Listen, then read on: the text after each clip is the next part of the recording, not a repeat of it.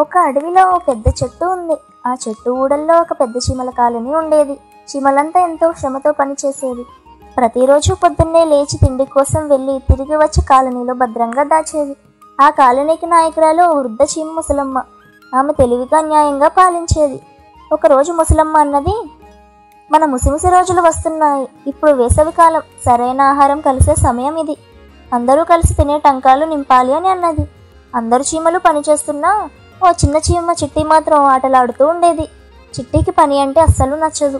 మిగతా చీమలు తిండిని తెస్తే చిట్టి ఓ నీడలో పడుకొని పాటలు పాడుతూ ఉండేది. పని లేదు బాధ లేదు, ఆడుతూ పాడుతూ జీవితం గడుపుతున్నా అని చీమల మిత్రులు చెబుతుండేవారు.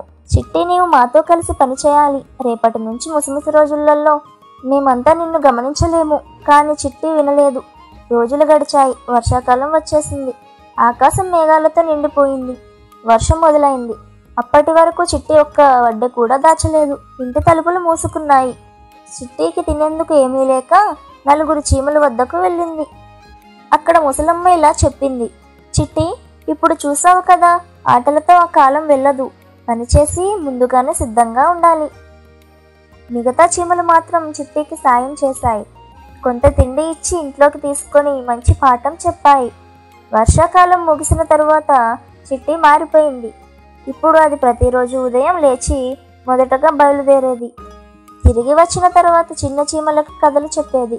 పని లేకపోతే పస్తులు తప్పదు, శ్రమిస్తే భవిష్యత్తు చక్కగా ఉంటుంది అని తెలుసుకుంది.